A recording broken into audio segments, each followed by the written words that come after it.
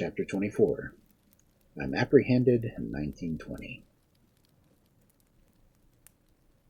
Summer came and went, and October blew its chilling winds and ghosts across Texas. I'm apprehended. Perhaps, though, the first can help to explain the reason for the last, for sake of posterity. I'd dug a hole so deep for myself, and I'd fallen so far, that if it had not been for my 5 sons, due to my own precarious hold on life, I would have gone to old Mexico, where I could have lived for years. Just so I waited, knowing that any day the end was near. I never once doubted the outcome. I had already made up my mind to hire a good lawyer, say as little as possible, and keep Ethel's name out of it. In order to make no accusations against her, I would just not talk at all. On October 14th, a searching party under instruction from a grand jury at Aspermont dug up my grave at Johnson Cemetery. The Woodmen of the World Lodge had already erected a monument over my grave. This search was headed by the new sheriff, Bingham, whom I had known since my youth, and who had very little use for me since I had caught him trying to steal a quart after a church social. I had made the mistake of writing to the man Ethel had rented the land to. I asked him for the money he owed B.J. Cochrain, and signed the name as J.H. Cochrain. He refused to pay me and took my letter to the sheriff. He told him that I was still alive, and if I didn't believe him, just go ask Sam Hancock, for he had got his information from him. When the judge ordered my grave opened, the sheriff took a negro from the jail to do all the shoveling. When he got to the boards over the box, he looked up at the men and said, "Mr. Sheriff, this show is getting strong down here." His name was Willie Lee. He had served 16 months as cook in the United States Army, and a good part of that time having confronted the most perplexing trials and problems at various times as any of the men. Previous to his joining the Army, he had been charged with murder by a court and was given a choice of prison or Army. When some inspectors asked Lee if he was afraid while digging into a grave, he declared, "No, sir, I ain't scared at all." We dig down the boards and lift them out, and there weren't nothing there, just an empty box.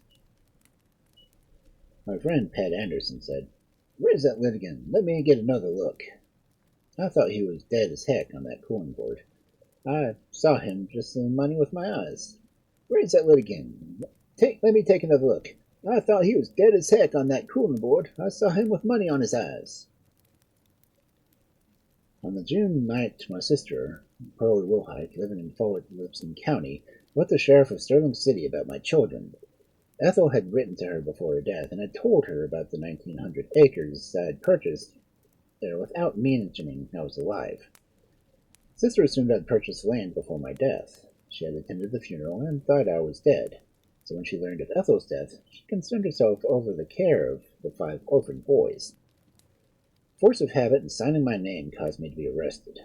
The sheriff answered her first letter himself, telling her that their father was caring for them at the ranch. She wrote informing him that the father was dead and that she was attending the funeral. Everything was falling into a neat trap for me. Sheriff Roberts had called me about the first letter, and I denied knowing the woman. When he called about the second, he asked to come and answer the letter myself. After I answered the letter, I read it off to Sheriff Roberts. Got told the signature I read was B.J. Cochrain instead of J.H. Cochrain. He became suspicious. He remembered reading in Fort Worth Star paper the following: "Grand jurors open grave at Aspermont, find coffin empty." He wired the Southwestern Insurance Company of Dallas and asked if they wanted a B.J. Cochrain. The insurance company repeated the message that Bailey Bingham had sent Roberts a telegram about the matter that had been turned over to Aspermont authorities. Bingham wired Roberts offering a reward for him to hold me since the grave mysteries seemed to be dissolving. I was arrested on Thursday morning. Sheriff Roberts called me to come by his office. 2 deputies had been placed outside his office. They nabbed me just as I walked up to the door and placed me into the jail. From the way they handled me, Bailey must have told them I was dangerous. I felt tired and glad all the same. Bailey Bingham came from Sterling City for me. He gave Sheriff Roberts $250 for making the arrest, and I heard them tell the sheriff, "When I knew Cochrain back in Aspermont, he wore a heavy mustache, but I recognized him even without it. That's my man." I asked Bingham if he would take me back to Aspermont, quietly, without fanfare. He did his best to get all the publicity he could out of the case. Headlines in the Abilene paper read, October 25th, 1920. Central figure in grave mystery is carried to Aspermont County. Arrested by Sterling City Sheriff Bailey Bingham. I refused to give out any statements to the press, and refused to let them take my picture. I did not know until I asked Bingham what had happened to Hoggett Nursery. He told me they had been arrested as soon as the grave had been found empty. Both men had denied any knowledge of the fact that the grave contained only an empty box. When Sheriff Bingham put me in jail, he took no chances of my getting out. He kept me locked in the strongest cell, refused to let me see the papers, and I wasn't allowed to talk to anyone before I appeared before the grand jury. On the way to the courthouse, he handcuffed me and made me walk ahead of him and two deputies.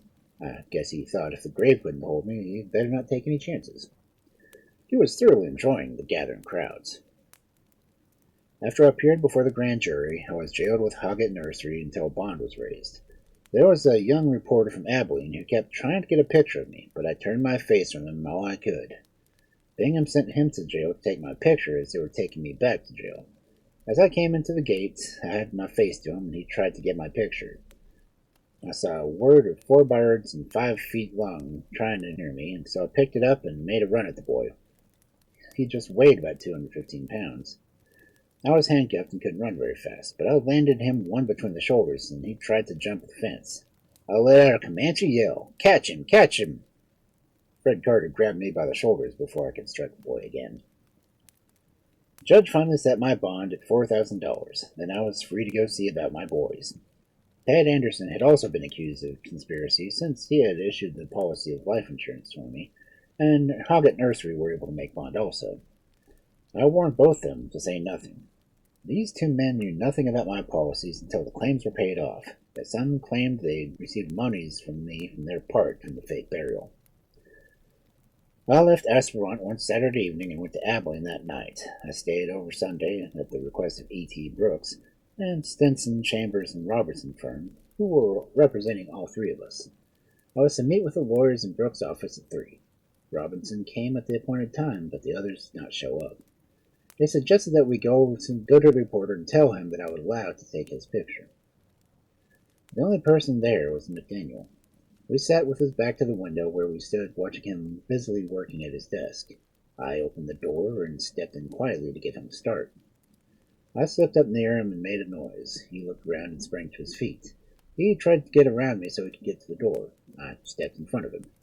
He whirled and went around the desk and seemed to be looking for something to throw at me. He picked up a paperweight that lay on his desk near me, and he started to run around the room calling for help at the top of his voice. Robinson came in the room laughing. McDaniel pointed at me and said, "Catch him! He's crazy!" Bingham and my lawyers had been feeding him good stories about how bad and mean I was and all I had done. He believed every word of it. When Robinson told him we had come to let him have a picture, he said, "Damned if I want his picture. You can take it yourself if you want someone so badly." I reached my home 12 miles out of Sterling City to take the boys in good health. Mrs. Markley, the lady I'd hired, had taken very good care of them. They gathered around me, and in no time we were all talking at once. The following Sunday I paid a visit to my wife's grave, but as I neared the grave, I almost rose to the ground. The grave had been opened. The lid to the coffin was still up. Whoever had done this miserable deed hadn't bothered to lower the top as they found it. It had rained and snowed, and the wind had blown dirt and trash upon Ethel's lifeless form. It was a horrible sight to behold, and I thanked God with tears in my eyes that I hadn't brought the boys that day. Tenderly I closed the lid, and with my bare hands scooped the freshly dug earth back from where it once came.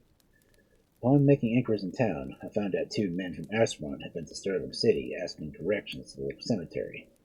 I never knew who they were, but someone doubted my word that she was really dead. After digging her up, they cruelly left her body exposed to the elements.